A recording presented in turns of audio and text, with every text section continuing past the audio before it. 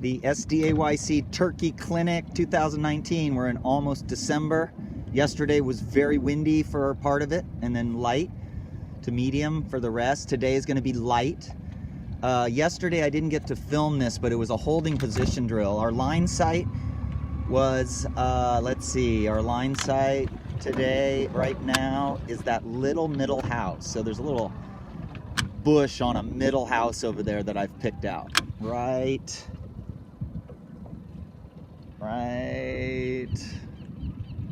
in there somewhere. I picked out a bush, and I've moved off that bush. So yesterday we were working at holding our position just off the starting line, even though that puts me right on the line right now. That bush, see that bush right there, right over the top of the buoy. Now watch, yesterday we learned a lot because do you see me drifting with the current? See how I'm quickly going? Now I'm about to line up with the SeaWorld flag. So then we would move forward a little and try to get back lined up with the tree. Move forward, stop. See that little bush right over the pin? We'd sit just like this. Now I'm in reverse right now, but as soon as we started to drift back like this, so we were practicing starting in the middle of a starting line by using a line sight there. So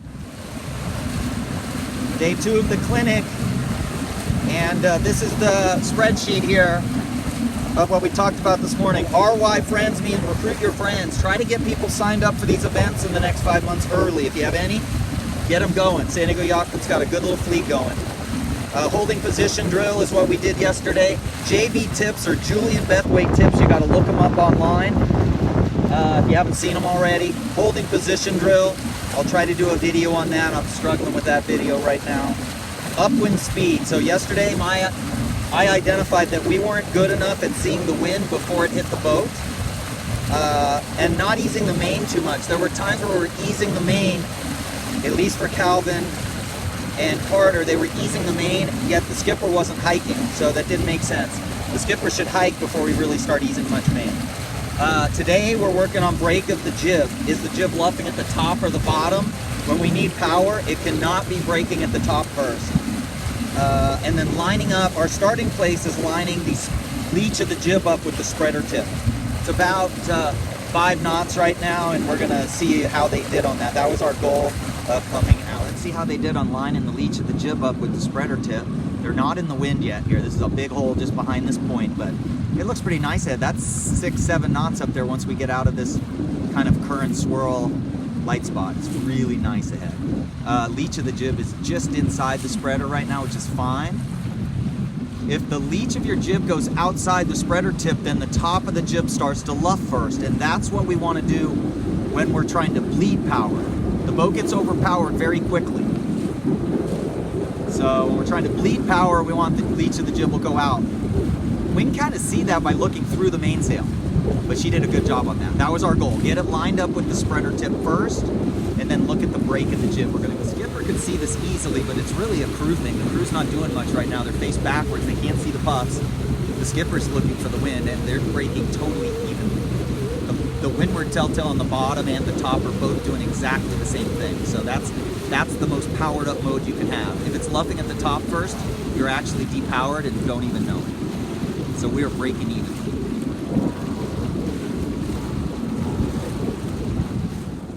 Very good. He's got a really tight middle batten. That could be good, but his leech of his jib is lined up right with the spreader tip. He's got a little too much leech cord on the jib, so that's something that we're going to look at. He's got a little pucker at the end of the jib, but both teams did outstanding. They got the jibs more in line with the spreader tip today. That was a problem in the lighter air. We had the jibs outside the spreader tip. The jibs were luffing at the top first. Left nice long sail out the channel, southwest wind, so it's funneling through here a little. Let's watch these guys.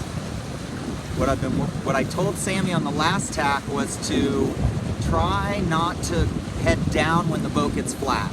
The swells are launching you from left to right. It's decreasing the apparent wind because the swell is moving left to right at 4.5 knots. So you go sideways at 4.5 knots, it's dropping the wind a lot. It makes the boat go flat. A lot of people bear away a lot and just stay on the swell longer. You actually only bear away if the jib luffs. A lot. Actually, you let it luff a tiny bit. Okay, we're gonna take a look here and see if we can see any difference, because Calvin's a little faster right now, and I think it's just how they're steering through the swells. We'll see. These guys might be trimmed tighter on the main, so their main looks a little stalled, and Alice's and Sammy's does not look stalled. So I was trying to get her to just trim a little tighter in the puffs. Ease a little, you know, if you had to ease a little just for a second, but then clicking it in and... Okay, let's watch this.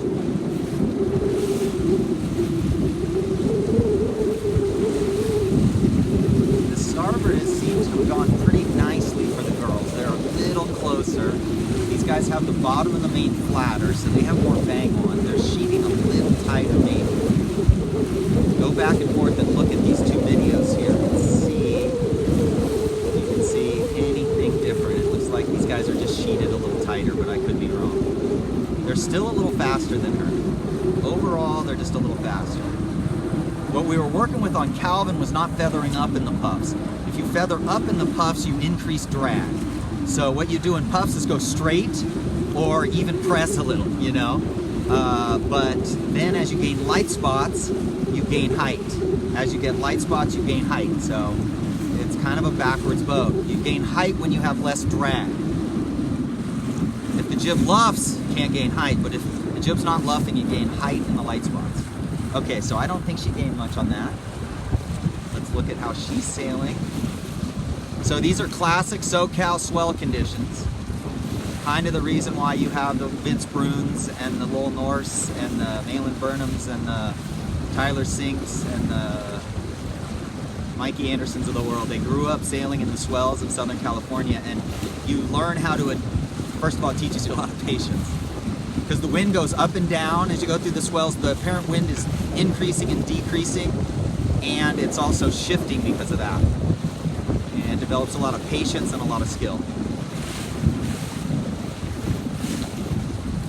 Yep, see how the boat goes flat there on that part of the swell? You can't bear away in those because you just ride the swell downwind if you do. So again, make sure you're looking closely at the videos to see if you think his leech is more close.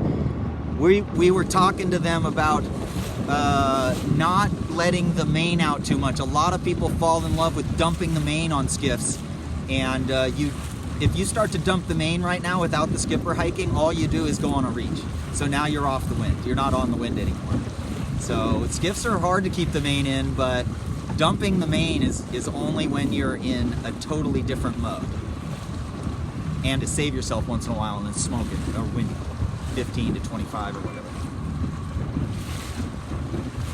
Okay, I can't tell much difference other than these guys' mainsail looks tighter and maybe their jib's a little tighter. So we're gonna race downwind back the channel. The current's going out about, I'm guessing 1.3 knots. So what that means is if you're slow downwind, you are gonna get murdered.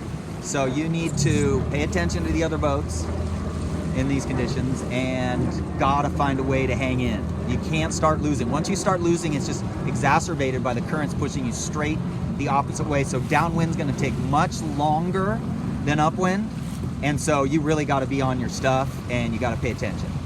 Now, seeing the wind, one of our big goals is hard today because of the swells, so that's not an emphasis right now. Right now, we're just trying to get the boat set up right. We're trying to visualize the wind a little here, you know, what angle we're at, upwind and downwind, and sail by feel a little, because reading the wind in these swells in this light air wasn't like yesterday. Yesterday we got caught in big holes dunking our crew because we didn't see.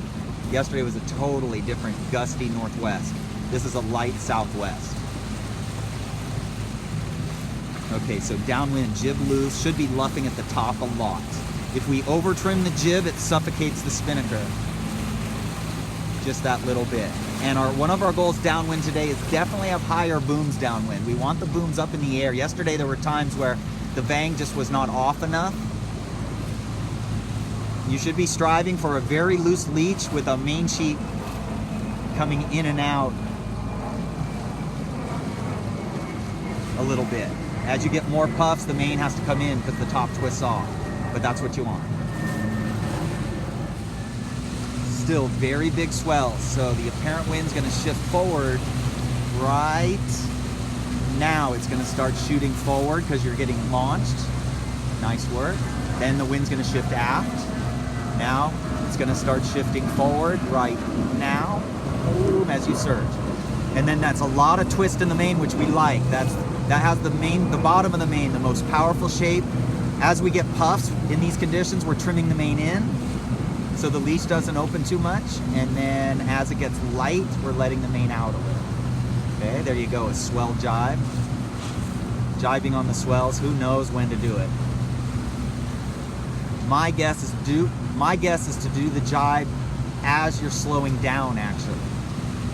So as the swell surges you forward, you wait, and then right as you slow down right there, then you start the jibe, but who knows exactly.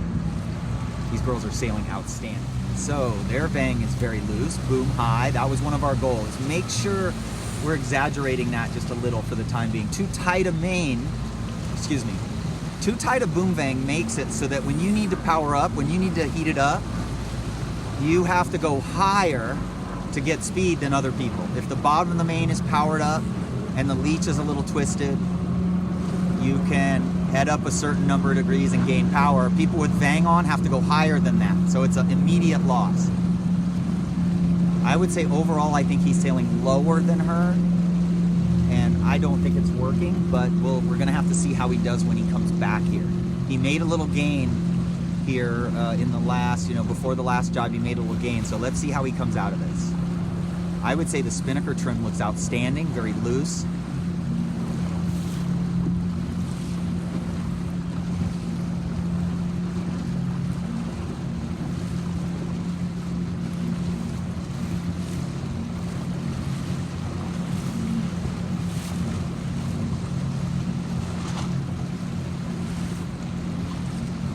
Okay, let's see how he did here. I would say he lost a little bit, but about the same. Let's see how it goes. Okay, so I think we had a wind shift. I think their spinnaker trim was outstanding because they have made a pass essentially here. I think it was a shift to the south. So when the wind shifted ahead of them, of each of these boats, it moved Calvin and Carter further downwind. That's all. I think it was a shift, and I thought the spinnaker trim. See how he's always just way out on the sheet? Whoever can trim the loosest and not luff is going to go the fastest. So whoever can trim the kite the loosest and it doesn't luff, and he's just freaking awesome at it. It's absolute perfect spinnaker trim there.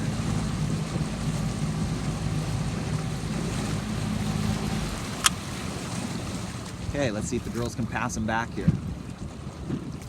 So their mainsail just looks super powered up, super twisted.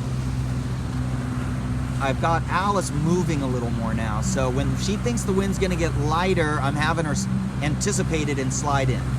If we heel to windward, it increases the lee helm we already have, right? You've got lee helm because you've got this big sail pulling the bow down in the front of the boat. And then you heel to windward, and you're trying to head up in the light spot, right? So it doesn't make sense. We gotta heel to leeward. Just got to hug the mast right now. And then when you get puffs, you slide out and hike. It's all swell related. It takes a lot of practice to get good at it. I think they've gained, actually. Let's see what happens here.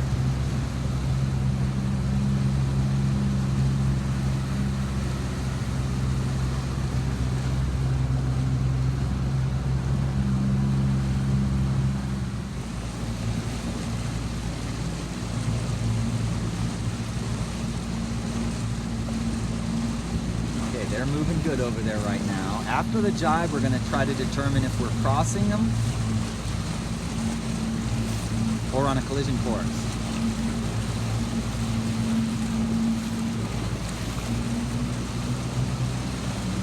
Okay, they're crossing us. We're losing trees on them. They're crossing us. We're losing trees fast. So not much of a gain, actually.